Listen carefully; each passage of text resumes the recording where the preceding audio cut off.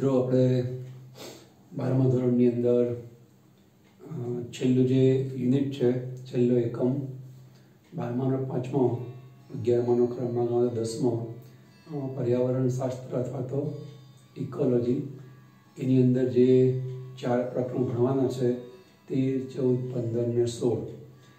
એ પૈકી આપણે 13મું પ્રકરણ એ છેલ્લા લેક્ચરમાં પૂરું કર્યું, સજીવો અને વસ્તીનું. એની અંદર મુખ્ય 2 મુદ્દા હતા, સજીવો અને વસ્તી. એમાં પહેલો મુદ્દો 13મા પાઠનો 13.1 સજીવો. એમાં આપણે 3 પેટા મુદ્દા ભણ્યા. એક તો જે સજીવોને લગતા મુદ્દાઓમાં સજીવોની આસપાસ જોવા મળતા અજૈવિક પરિબળો.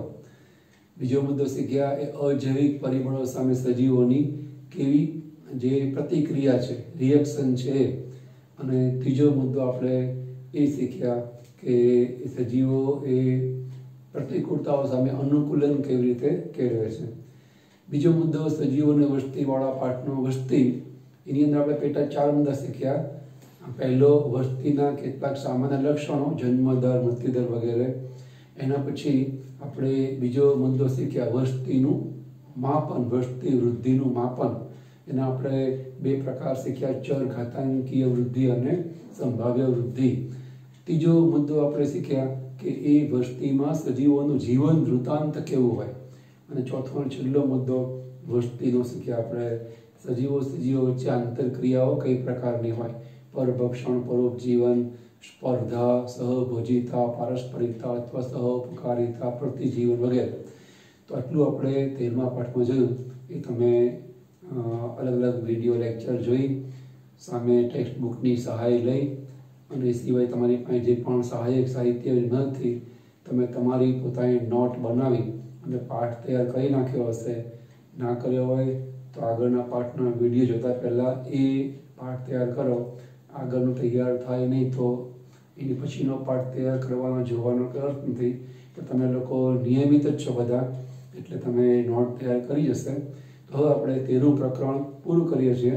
એના પછી જે 5મું યુનિટ છે પર્યાવરણ શાસ્ત્રનું અથવા પરિસ્થિતિ વિદ્યા, ઇકોલોજીનું, એમાંનું બીજું પ્રકરણ છે 14મું પ્રકરણ. એ નિવસન તંત્ર ઉપર છે. નિવસન તંત્ર એટલે એને ઇંગ્લિશમાં કહેવાય ઇકોસિસ્ટમ. ઇકોસ એનો આપણે અગાઉ વર્ડ કર્યો તો રહેઠાણ, ઇકોલોજી સજીવોના રહેઠાણનો અભ્યાસ, એટલે આપણે એને કહીએ ઇકોલોજી. એના 4 પાઠ પૈકીનો આ બીજો પાઠમાં ઇકોસિસ્ટમ આવે છે. ઇકોસિસ્ટમ મતલબ કોઈ પણ જગ્યાએ જે નિવાસ કે વસવાટ છે, ઇકો, એમાં જે સજીવ નિર્જીવ વચ્ચે જે પદાર્થોની આપણાને કારણે તંત્ર રચાય, સિસ્ટમ બને, એને કહેવાય ઇકોસિસ્ટમ. નિવસન તંત્ર મતલબ ટૂંકમાં કહેવું તેવું કહેવાય, સજીવો નિર્જીવો વચ્ચે રચાતી જે પ્રક્રિયા, એ પ્રક્રિયા મોટા ભાગે પદાર્થની આપણે પ્રક્રિયાઓ હોય, જેમ કે શ્વાસ લઈએ, ઉચ્છવાસ મૂકે, વનસ્પતિ પણ પ્રકાશ સહપ્રસરણની ક્રિયામાં CO2 લઈને O2 મુક્ત કરે વગેરે. દ્રવ્યો આપણે લઈએ અને મળમૂત્રના રૂપમાં દૂર કરીએ. મૃત્યુને અંતે એ પ્રાણી દેહ બાળવામાં આવે કે એનું વિઘટન થાય તો એ દ્રવ્ય પાછા પર્યાવરણમાં ભળી જાય. તો આવી રીતે સજીવ નિર્જીવ વચ્ચે સતત પદાર્થોની, દ્રવ્યોની આપલે થઈ રાખે છે. તો એ જે તંત્ર સજીવ નિર્જીવ વચ્ચે રચાય, એ આપલે તંત્ર આપણે કહીએ છીએ, એને કહેવાય ઇકોસિસ્ટમ. એટલે એની વ્યાખ્યા આપણે આવી રીતે આપી શકીએ. નિવસન તંત્ર એટલે સજીવ અને નિર્જીવ વચ્ચે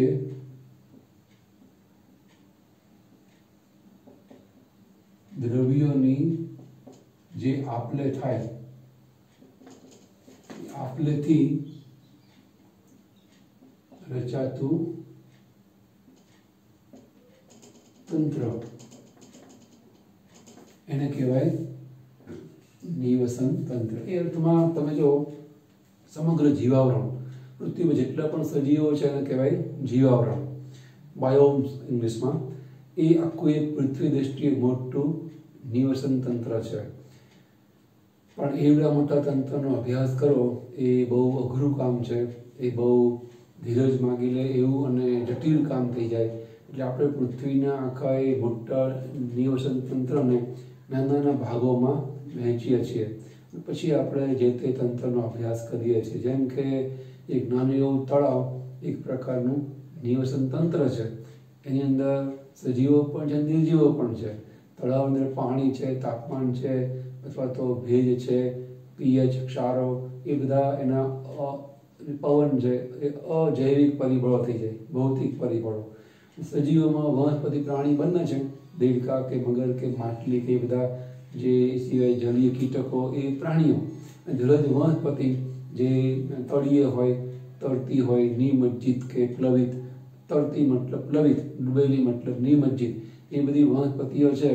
એ વનસ્પતિ પ્રકારના સ્વાવલંબી સજીવો, સ્વયંપોષી સજીવો. પ્રાણીઓ છે વિષમપોષીઓ કહેવાય કે પરાવલંબીઓ કહેવાય, એ જૈવિક ઘટકો કહેવાય. તેમની સાથે પદાર્થોની આપણે થયા રાખે. જે કંઈ માટલી વનસ્પતિ નાશ પામે, એના જે કંઈ ઉપસેદ્રવ્યો તળિયે બેસે, એનો ઉપયોગ કંઈ નવી વનસ્પતિ ઉત્પન્ન થાય કે પ્રાણીઓ જે જલજ હોય એનો ઉપયોગ કરે. વળી એના મળમૂત્રમાંથી નિકાલ થાય, એનો મૃતદેહ નિકાલ થાય, નવા સજીવ ઉત્પન્ન થાય. આખું તંત્ર છે તળાવની અંદર ચાલ્યા રાખે. તો એ દ્રષ્ટિકોણથી તળાવ એક નાનું એવું નિવસન તંત્ર કહેવાય. એવા અસંખ્ય પ્રકારના નિવસન તંત્રો ભેગા મળે ત્યારે પૃથ્વીરૂપી બહુ મોટું નિવસન તંત્ર રચાય. તો આપણે એ અભ્યાસ સરળતા માટે પૃથ્વીરૂપી આ મોટા નિવસન તંત્રને નાના ભાગોમાં, નાના નિવસન તંત્રમાં વહેંચીએ છીએ. તો અહીં આપણે જોઈએ નિવસન તંત્રના પ્રકાર કયા પડે. તો આપણે આપણી અભ્યાસ સરળતા માટે નિવસન તંત્રના મુખ્ય બે પ્રકાર પાડીએ છીએ. એક તો કુદરતી, સ્વયંભૂ અથવા તો કુદરતી રીતે જે તંત્રો રચાય એને કહેવાય કુદરતી નિવસન તંત્ર. એને પાછા આપણે બે ભાગ પાડીએ છીએ, થળજ અને જલજ. જમીન ઉપરના અને પાણીના. જમીન ઉપરના તંત્રો છે એમાં આપણે કહી શકીએ જંગલ, ઘાસના મેદાન એટલે કે તૃણભૂમિ, અને રણ, ડેઝર્ટ, મરુ નિવાસી જે નિવાસસ્થાનો છે. તો આ થળજમાં હવે 3 પ્રકારના નિવસન તંત્રો બને. પૃથ્વીમાં જે કંઈ છે તે જગ્યાએ, બધી જગ્યાએ 3માંથી એક વસ્તુમાં એનો સમાવેશ થઈ જાય.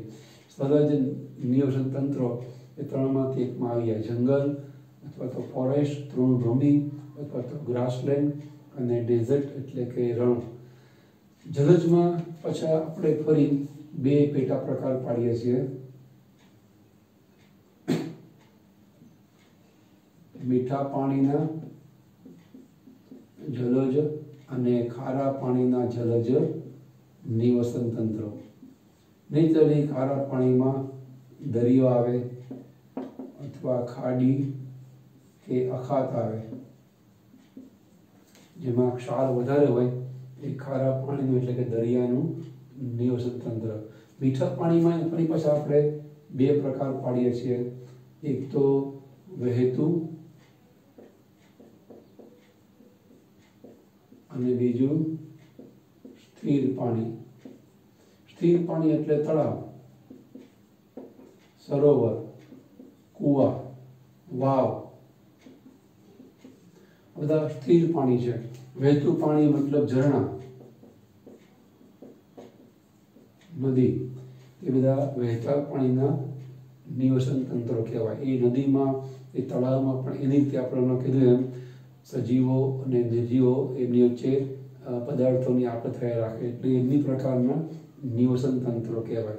તો આ બધા તંત્રો છે એ અલગ અલગ પ્રકારના. એ કહેવાય કુદરતી, નેચરલી સ્વયંભૂ આ છે જ. અને કેટલાક છે એ કહેવાય માનવ સર્જિત પ્રકારના નિવસન તંત્રો. માનવ સર્જિત પણ આપણે એને કહીએ છીએ, અથવા આપણે એને કૃત્રિમ તરીકે પણ ઓળખીએ છીએ. એની અંદર આવે જેમ કે ખેતર, વાડી, બાગ અથવા તો બગીચા. પછી આ વનસ્પતિની વાત થઈ. પ્રાણીઓમાં મરઘા ઉછેર કેન્દ્ર, પછી માછલી ઘર, પછી મત્સ્ય ઉછેર કેન્દ્ર, બધા કૃત્રિમ અથવા માનવ સર્જિત નિયોજન તંત્રમાં સમાવેશ પામે. તો આ થયા નિયોજન તંત્રના નાના મોટા પ્રકારો. એ બધું ભેગું મળે એટલે પૃથ્વી રૂપી આખું એક મોટું બને નિયોજન તંત્ર.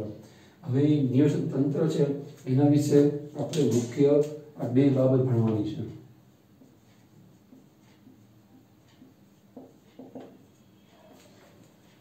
નિયોજન તંત્રના બંધારણમાં મુખ્ય બે બાબતો આવે. એક તો એની અંદર જોવા મળતા જૈવિક પરિબળો અને બીજું એમાં જોવા મળતા અજૈવિક પરિબળો. નિયોજન તંત્રમાં મુખ્ય બે વસ્તુ હોય, જૈવ અને અજૈવ. અજૈવની અંદર ઉદાહરણ તરીકે લઘુ અને ગુરુ ખનિજ તત્વો એ આપણે 11મા ધોરણમાં 12મા પાઠમાં શીખ્યા હોઈએ. કેલ્શિયમ, હાઇડ્રોજન, ઓક્સિજન, ફોસ્ફરસ એ બધા ગુરુ પોષક તત્વોમાં આવે. અને એની સામે કોબાલ્ટ, પછી બોરોન, નિકલ એ બધા લઘુ પોષક તત્વોમાં આવે. એનું પ્રમાણ થોડું ઓછું હોય, 0.1 મિલીગ્રામથી પણ ઓછું હોય. અને ગુરુ તત્વનું પ્રમાણ થોડું વધારે હોય, 1 થી 10 મિલીગ્રામ જેટલું હોય. તો એ બધા અજૈવિક પરિબળો તરીકે જે તે નિયોજન તંત્રમાં આપણને જોવા મળે. એ સિવાય જે પ્રકાશ, તાપમાન, ભેજ એ બધા પવન એ પરિબળો પણ અજૈવિક ભૌતિક પરિબળો આપણને જોવા મળે. તો આ અજૈવિક પરિબળો, જૈવિક પરિબળો એટલે સજીવો, જે તે નિયોજન તંત્રમાં જોવા મળતા સજીવો. એ સજીવો છે એમાં એક તો આવે ઉત્પાદકો અથવા સ્વયંપોષીઓ. મોટાભાગે લીલી વનસ્પતિ જેમાં હરિતદ્રવ્ય છે એ પ્રકાશ શક્તિનું શોષણ કરી અને જે ક્રિયા કરે એને કહેવાય પ્રકાશ સંશ્લેષણ, અને ખોરાક ઉત્પન્ન કરે પોતાના માટે અને તંત્રના બધા સજીવો માટે. એવી રીતે જે અમુક બેક્ટેરિયા છે, જેમ કે જાંબલી સલ્ફર બેક્ટેરિયા અથવા એને કહેવાય પ્રકાશ સંશ્લેષી બેક્ટેરિયા, એ પણ પ્રકાશ સંશ્લેષણ કરી અને ખોરાક ઉત્પન્ન કરે છે. એની અંદર એક ક્લોરોફિલ હોય, વનસ્પતિ કરતાં જુદા પ્રકારનો ક્લોરોફિલ હોય, પણ એ કહેવાય સ્વયંપોષી કે સ્વાવલંબી. તો જે તે નિયોજન તંત્રમાં જે સ્વયંપોષી છે એ બધાને સ્વાવલંબી, જે બધાને કહેવાય જે તે તંત્રના ઉત્પાદકો. એ સિવાય જે સજીવો એ ખોરાકનો ઉત્પાદકો દ્વારા ઉત્પન્ન થયેલા ખોરાકનો ઉપયોગ કરે, આપણે કહીએ છીએ ઉપભોગીઓ. ઉપભોગીઓ છે એ અલગ અલગ પ્રકારના હોય. જે સીધા વનસ્પતિ ઉપર ખોરાક માટે આધાર રાખે એને કહેવાય પ્રાથમિક ઉપભોગી. એની પછી એ તૃણાહારીઓ ઉપર જે માંસાહારી નાના કદના આધાર રાખે એને કહેવાય દ્વિતીય ક્રમના ઉપભોગી. એની ઉપર મોટા માંસાહારી આધાર રાખે ખોરાક માટે તૃતીય ક્રમના ઉપભોગી. આમ ઉપભોગીઓ વિવિધ ક્રમના આપણને જોવા મળે. અને સિવાય વિઘટકો. વિઘટકો એટલે જ્યારે જે સજીવો હોય, ઉત્પાદકો, ઉપભોગીઓ, વનસ્પતિ પ્રાણીઓ, એના જે ઉત્સર્ગ પદાર્થો હોય એનું અને જ્યારે મૃત્યુ પામે તેમના મૃતદેહનું વિઘટન કરી અને એમાં રહેલા દ્રવ્યો એ વળી પાછા કુદરતમાં ભેળવી દેવા, અજૈવિક પરિબળોમાં ભેળવી દેવા એ કામ કરનાર વિઘટકો છે. એ જૈવિક અજૈવિક પરિબળ જોડતી કડીરૂપ સજીવો કહેવાય. મોટાભાગે એમાં બેક્ટેરિયા અને ફૂગનો સમાવેશ થાય, તો એ વિઘટકો. તો આવા મુખ્ય 3 પ્રકારના જૈવિક પરિબળો અથવા તો સજીવો એ આપણને કોઈ પણ તંત્રમાં જોવા મળે. એ તંત્રના પ્રકાર પ્રમાણે ઉત્પાદકોના પ્રકારે બદલાય, એ તંત્રના પ્રકાર પ્રમાણે ઉપભોગીઓ અને વિઘટકોના પ્રકાર પણ બદલાય. તો આ મુખ્ય 3 પ્રકારના સજીવોથી જૈવિક પરિબળો એ કોઈ પણ નિયોજન તંત્રમાં બને છે. કોઈ પણ નિયોજન તંત્રમાં આ 3 ઘટકો, 3 પ્રકારના સજીવો હોય તો જ એ તંત્ર ચાલે. નહીંતર તંત્ર નાશ પામે. તળાવ સુકાય, જંગલ છે નાશ પામી જાય. આ 3 પ્રકારના સજીવો ત્યાં જોઈએ જ. એમાં બધા અજૈવિક પરિબળો પણ જોવા મળે. આ થયું નિયોજન તંત્રનું બંધારણ. હવે આપણે જોઈએ નિયોજન તંત્રની કાર્યકી.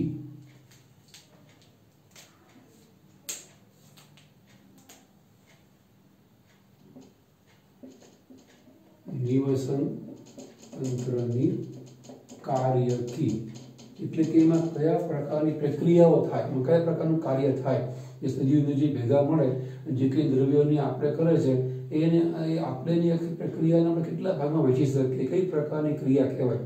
તો નિવસન તંત્રમાં કયા પ્રકારની ક્રિયાઓ ચાલે એને કહેવાય નિવસન તંત્રની કાર્યકી. તો આપણે એને મુખ્ય બે ભાગમાં વહેંચીએ છીએ. મુખ્ય બે પ્રકારના કામ કોઈ પણ પ્રકારના નાના કે મોટા નિવસન તંત્રમાં ચાલે. એક તો શક્તિનો પ્રવાહ અને બીજું દ્રવ્યોનું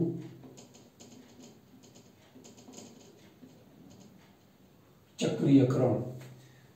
સૂર્યપ્રકાશ શક્તિના રૂપમાં કોઈ પણ નિવસન તંત્રમાં શક્તિનો પ્રવેશ થાય અને ઉપભોગીઓ ઉત્પાદકોથી ઉપભોગ્ય તરફ શક્તિનો પ્રવાહ વહે ખોરાકના રૂપમાં.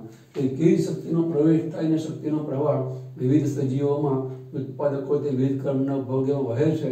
એ કામ અલગ ખોરાકના રૂપમાં શક્તિનો પ્રવાહ વહે એકમાંથી બીજા સજીવોમાં. એ કામ કોઈ પણ નિવસન તંત્રમાં થાય. અને બીજું જે કામ છે એ છે દ્રવ્યોનું ચક્રીકરણ. જે દરેક સજીવો નિર્જીવો પાસે દ્રવ્યો ગ્રહણ કરે છે એ જ દરેક સજીવો નિર્જીવ દ્રવ્યો પાછા આપે. જો એવું થાય નહીં તો નિર્જીવોમાં કે સજીવોમાં ઇમ્બેલેન્સ થઈ જાય, અસંતુલન થઈ જાય. આપણે જે દરે શ્વાસ લઈએ છીએ બીજા કેટલાક છે પ્રાણીઓ એ ઉચ્છ્વાસ કાઢે છે, એ રીતે જે દરે પ્રાણીઓ O2 લે છે સામે દરે વનસ્પતિ CO2 છે ઉત્પન્ન કરે છે. આપણે CO2 દૂર કરીએ છીએ જે દરે એ દરે વનસ્પતિ CO2 લે છે. એવું થાય નહીં. એટલે કે કોઈ પણ જગ્યાએ વસવાટમાં કોઈ પણ તંત્રમાં નિવસન તંત્રમાં પ્રાણીઓ વધારે હોય, વનસ્પતિ ઓછી હોય તો એ પર્યાવરણમાં CO2 વધી જાય. કારણ કે પ્રાણીઓ ઘણા છે એ જે ઉચ્છ્વાસમાં CO2 દૂર કરે છે, હવામાં રહેલો CO2 વનસ્પતિઓ શોષે એટલી વનસ્પતિઓ ત્યાં છે જ નહીં. એને કારણે હવામાં CO2નું પ્રમાણ વધી જાય, હવા દૂષિત બને, જે બંને માટે પ્રાણી વનસ્પતિમાં નુકસાનકારક સાબિત થાય. તો એવી રીતે જે સજીવો છે એ દ્રવ્યો સાથે જે દ્રવ્યોની આપણે કરે એ સંતુલનમાં કરે. જે દ્રવ્યોનો ઉપયોગ થાય દરેક સજીવો એ દ્રવ્યો નિર્જીવોને પાછા આપે. એને કહેવાય દ્રવ્યોનું ચક્રીકરણ. સજીવ નિર્જીવ વચ્ચે દ્રવ્ય ચક્રાકારે આપલે પામેલા. સજીવોમાંથી નિર્જીવ સજીવોમાં એમ ચોક્કસ માત્રામાં ચોક્કસ દરેનું ચક્રીકરણ થાય સજીવ નિર્જીવ વચ્ચે.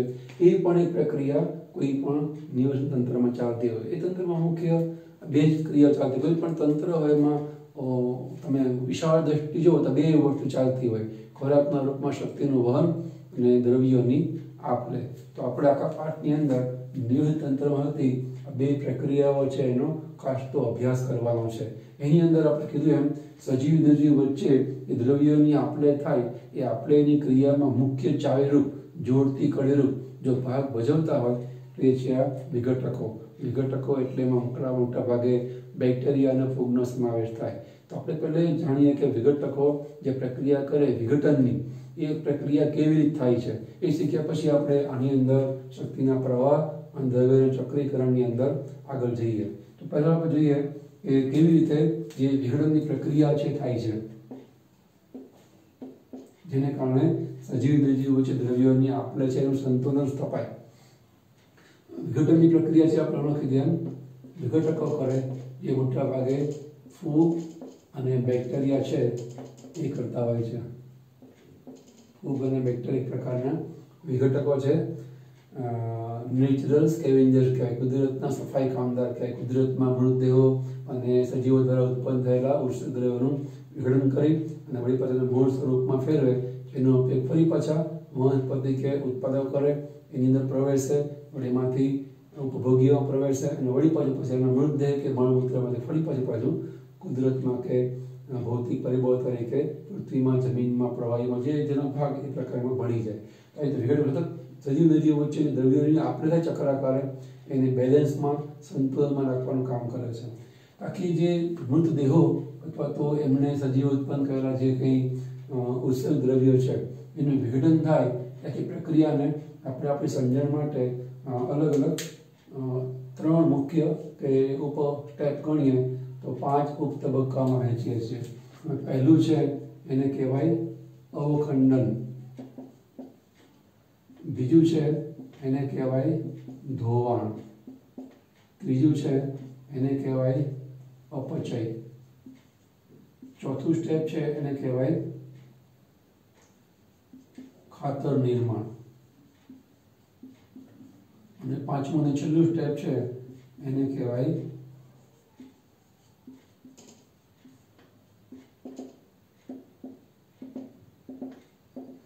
ખનિજીકરણ. પહેલા આપણે જોઈએ અવખંડન એટલે શું. માનો કે કોઈક પ્રાણી એ મળે છે, એનો મૃતદેહ માણસની અંદર બાવાનો રિવાજ છે, અમુક કાસ્ટની અંદર એ દાટવાનો રિવાજ છે, કબરની અંદર, કબ્રસ્તાનમાં કે કોફીની અંદર, પણ એ સિવાય મોટાભાગના પ્રાણીઓ છે એની કોઈ આવી ક્રિયાવિધિ થતી હોતી નથી. એ મળે એટલે પડ્યા જંગલની અંદર, હાઈવે ઉપર આપણે જોઈએ એ પ્રાણીની કોઈ વિધિ કરવામાં આવતી નથી. જે પ્રાણી ધણિયાતા ના હોય, કોઈ એની માલિકી ના હોય તો એમ જ પડ્યા રહે, મરી જાય અને બીજા પ્રાણીઓ એને ખાઈ જાય કે એવી રીતે એનું વિઘટન થઈ જાય છે. તો એ જે પ્રાણીઓમાં માનો કે કોઈનો મૃતદેહ એ મરે છે અને મૃતદેહ પડે છે ક્યાંક, તો સૌથી પહેલાં જેમ કે અળસિયાઓ છે કે જેમ કેમ ધૂળ ખાઈને ધૂળ નિકાલ કરે છે, એમ આવા જે પ્રાણીઓ એ મરે ત્યારે પક્ષીઓ એને ચાંચ મારીને માંસના જે કંઈ ટુકડાઓ છે, લોચાઓ છે એને ખાઈ જાય, અને આખા પ્રાણીને ખાઈ અને અલગ અલગ પ્રકારના નાના કીટકો છે, પક્ષીઓ છે એને ખાઈ જાય. જે પ્રકારના પ્રાણીઓ અને એના પાચન માર્ગમાંથી એ પસાર થઈ અને મળના રૂપમાં એનો નિકાલ કરે. તો મોટા કદના ટુકડાઓ છે એ લગભગ પાચિત અવસ્થામાં નાના ટુકડાના રૂપમાં, મળના રૂપમાં એ તે પશુ પંખીઓ પ્રાણીઓ એ નિકાલ કરે. તો આ પહેલું સ્ટેપ વિઘટનનું પૂરું થયું. એ પ્રાણી છે એમાંથી મોટા કદના એ પ્રાણીના ટુકડાઓ નાના કદમાં થયા અને થોડાક પચેલા સ્વરૂપમાં એનો નિકાલ થાય છે. એને આપણે કહીએ છીએ અવખંડન. જે મૃતદેહ છે ટૂંકમાં મૃતદેહ એ જે વિઘટક છે, વિઘટકો આપણે નહીં કહીએ પણ જે મૃતોપજીવીઓ છે એના પાચન માર્ગમાંથી પસાર થઈ અને પછી બહાર નિકાલ પામે તો એ ક્રિયાને કહેવાય અવખંડન. એનું ટૂંકમાં ખંડન થઈ, નાના ટુકડાઓ થઈ ગયા, ફ્રેગમેન્ટેશન કહેવાય ઇંગ્લિશમાં એને, ફ્રેગમેન્ટના ટુકડાઓ. તો એ મોટા કદના સજીવ નાના ટુકડાઓ થઈ જાય જે તે મૃતોપજીવીઓના કે માંસાહારીઓના પાચન માર્ગમાંથી પસાર થઈ નિકાલ પામે મળના રૂપમાં, એને કહેવાય અવખંડન. હવે જે પ્રાણીઓના પાચન માર્ગમાંથી પસાર થયેલા મળ છે એ જમીન પર પડે અને પછી વરસાદના પાણી સાથે કે બીજા કોઈ અન્ય પાણીના સ્ત્રોતને કારણે એ પાણીમાં દ્રાવ્ય જેટલું એ મળમાં ભાગ હોય એ પાણીમાં દ્રાવ્ય જમીનમાં ઊંડો ઉતરી જાય, જમીનમાં વહી જમીનમાં ઉતરી જાય. તો એને કહેવાય ધોવાણ. એટલે કે જમીનમાં જે તે મૃતદેહોના પદાર્થોનું અવક્ષેપણ થવું,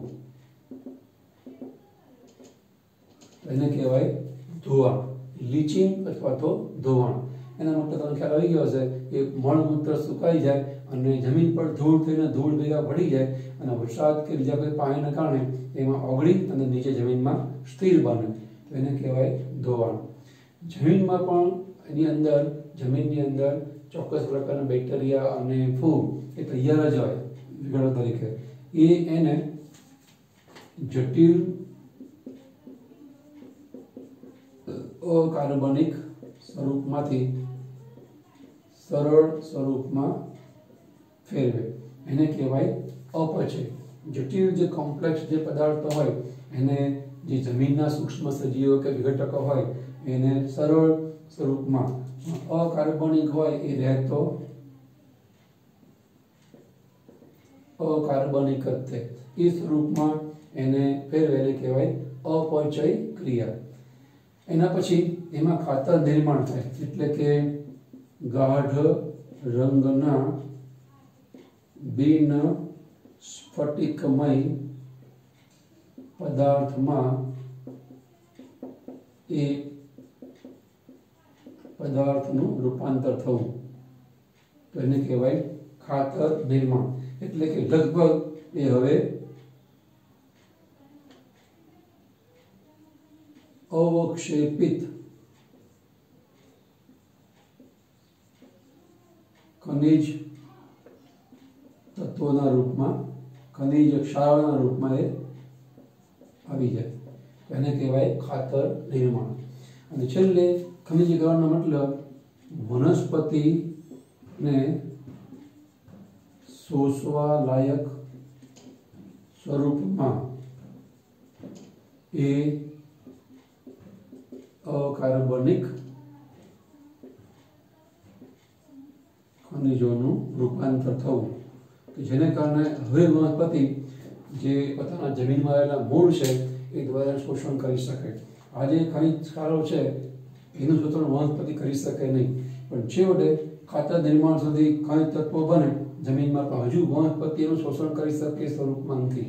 પણ વનસ્પતિ એનું શોષણ કરી શકે એ સ્વરૂપમાં એને ફેરવાવું એ ક્રિયાને કહેવાય ખનિજીકરણ. ખનિજ તત્વો ખનિજ ક્ષારમાંથી છૂટા પડે ખનિજ આયનના રૂપમાં, અને વનસ્પતિ એ ખનિજ તત્વોને ખનિજ આયનના રૂપમાં શોષે. જેમ કે NaCl ન શોષાય પણ સોડિયમ છે એ શોષાય, ફોસ્ફરસ છે એ ફોસ્ફેટના રૂપમાં શોષાય, ક્લોરીન છે એ ક્લોરાઇડ સ્વરૂપમાં શોષાય, કાર્બોનેટ સ્વરૂપમાં કાર્બન છે એ શોષાય. તો આવી રીતે બાયકાર્બોનેટના રૂપમાં, તો આવી રીતે તત્વો છે એ ખનિજ આયનના રૂપમાં ફેરવાય, એને કહેવાય ખનિજીકરણ. તો આવી રીતે વળી વનસ્પતિને શોષે એની વિવિધ પછી બનાવટોમાં તત્વોનો ઉપયોગ થઈને, એટલે વનસ્પતિમાં વળી પાછા પ્રોટીન, લિપિડ, કાર્બોહાઈડ્રેટ નિર્માણ થાય. વળી એને પ્રાણીઓ ઉપયોગ કરે એટલે વનસ્પતિ એને કહેવાય ઉત્પાદકો, અને પ્રાણીઓમાં ખોરાકના રૂપમાં એ તત્વો કે રસાયણ પ્રવેશે એટલે ઉપભોગ્યો કહેવાય. વળી એ પ્રાણી વનસ્પતિના મળમૂત્ર મૃતદેહનું ફરી વિઘટન થાય, વળી આ 5 સ્ટેપને પસાર થાય, અને વળી એ જ વનસ્પતિ પ્રાણીના મૃતદેહમાંથી ખનિજ તત્વો બને એનો ઉપયોગ કરી વળી વનસ્પતિ પાછા નવા તત્વો કે રસાયણો છે એ બનાવે. આમ આખું આ દ્રવ્યોનું ચક્રીકરણ ચાલે. એમાં વિઘટનની પ્રક્રિયાના 5 સ્ટેપ જે થાય વિઘટકો દ્વારા એ બહુ અગત્યના કહેવાય. જૈવખંડન, ધોવાણ, અપચય, ખાતર નિર્માણ અને ખનિજીકરણ દ્વારા વિઘટનની પ્રક્રિયા ન થાય અને એને અંતે જે સજીવો છે એને જે દ્રવ્યોનો ઉપયોગ કર્યો હોય સજીવો પાસેથી એ દ્રવ્યો વળી પાછા સજીવને જો ના મળે તો એ જે તે તંત્ર છે એમાં અસંતુલન સર્જાય, અચળ તંત્ર છે એ નાશ પામે. અહીંયા આપણને કેટલાક પરિબળો જોવા મળે જે વિઘટનની પ્રક્રિયાના દર ઉપર અસર કરે. જેમ કે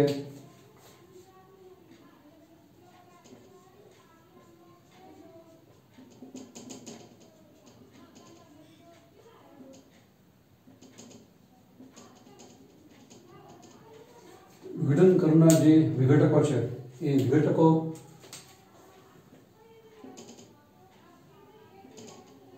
એના પ્રકાર અને વિઘટનની એમની ક્ષમતા એના આધારે વિઘટનનો દર વધારે કે ઓછો હોઈ શકે છે. એવી રીતે જે વિઘટન પામતા પદાર્થ છે એમાં જો લિગ્નિન અને કાઇટિન હોય તો એ દર ધીમો હોય. એની સામે જો સેલ્યુલોઝ, શર્કરા આવા પદાર્થો હોય તો પાછળ દર ઝડપી હોય. એટલે કે લિગ્નિનને તોડવું વિઘટકો માટે એ અઘરું છે, એને તોડવા બહુ લાંબો સમય જાય, તો વિઘટનની પ્રક્રિયા બહુ લાંબો સમય ચાલે. શર્કરાઓ છે એને તોડવા માટે વિઘટકોને બહુ વાર લાગતી નથી, શર્કરાનું વિઘટન બહુ ઝડપી થાય. અને એ સિવાય ભૌતિક પરિબળની અંદર હૂંફાળું, તાપમાન અને ભેજ એને કારણે પણ વિઘટનની પ્રક્રિયા બહુ ઝડપી થાય. વિઘટકો માટે આદર્શ સ્થિતિ છે ઓછો ભેજ ને બહુ ઊંચું તાપમાન, તો વિઘટનની પ્રક્રિયા બહુ ધીમી પડી જાય. પણ જો તાપમાન મધ્યમ એટલે કે હૂંફાળું હોય અને વાતાવરણમાં ભેજ પર્યાપ્ત માત્રામાં હોય એના કારણે વિઘટનની પ્રક્રિયા કોઈ પણ વસ્તુની સડવાની પ્રક્રિયા છે એ ઘણી બધી ફાસ્ટ થાય. એટલે વિઘટનની પ્રક્રિયા ઉપર આટલી વસ્તુ અસર કરે વિઘટકો કયા પ્રકારના છે અને વિઘટન ક્ષમતા એના આધારે એ પ્રક્રિયા ઝડપી કે ધીમી થાય. એ ઉપરાંત એ જે વિઘટકો છે ભલે ક્ષમતા ગમે તેટલી વધારે ઓછી હોય પણ જો વિઘટન પામનાર પદાર્થ લિગ્નિન, કાઇટિન જેવો હોય પોલિસેકેરાઇડ તો પણ પ્રક્રિયા ધીમી થાય, વાર લાગે. અને જો એની સામે શર્કરા હોય તો પ્રક્રિયા બહુ ફાસ્ટ થાય. એમાં પણ જો ભૌતિક પરિબળ તરીકે હુંફાળું વાતાવરણ અને ભેજવાળું વાતાવરણ મળે તો પણ પ્રક્રિયા વિઘટનની ઘણી બધી ઝડપી થાય. અહીંયા આવી રીતે આપણે જોયું કે કોઈ પણ તંત્રની અંદર સજીવ નિર્જીવ વચ્ચે પદાર્થની આપ-લે થાય એમાં વિઘટનની પ્રક્રિયા જે કરે વિઘટકો એ જોડતી કડીરૂપ પ્રક્રિયા છે કહેવાય. અહીંયા આપણે આ પાઠની અંદર નિયલ તંત્રમાં આપણે મુખ્ય તંત્ર એટલે શું, એના વિવિધ પ્રકારો, એના મુખ્ય બે ઘટકો, બંધારણ અને કાર્યકી. બંધારણમાં વિવિધ જૈવ અજૈવ પરિબળો અને કાર્યકી મતલબ એમાં શક્તિનો પ્રવાહ કેવી ચાલે સજીવો વચ્ચે અને દ્રવ્યો કેવી સજીવ નિર્જીવ વચ્ચે આપ-લે પામે એની આપણે વાત કરી. એના પાછા કરતા પરિબળો જોયા. અહીંયા પ્રાઇમરી વાત સાથે આપણે આ તને પૂરી કરે છે. હવે નેક્સ્ટ ટાઈમ આપણે એની અંદર જે શક્તિનો પ્રવાહ કેવી ચાલે એની વાત મુખ્યત્વે શરૂ કરશું. અત્યારે આપણે મુખ્ય આ ક્યાં શરૂ કર્યું નથી, આપણે બે વચ્ચે જોડતી કડીરૂપ વિઘટકોની પ્રક્રિયા વિઘટનને જોઈ. હવે આપણે શક્તિનો પ્રવાહ કેવી ચાલે જોવાનું આવશે. એના પછી સજીવ નિર્જીવ વચ્ચે કેવી દ્રવ્યોની ચક્રાકારે આપણે થાય છે એ જોવાનું આવશે. નેક્સ્ટ ટાઈમ આપણે એ બાબત જોઈશું. આપણે અહીંયા આટલું અટકીએ છીએ.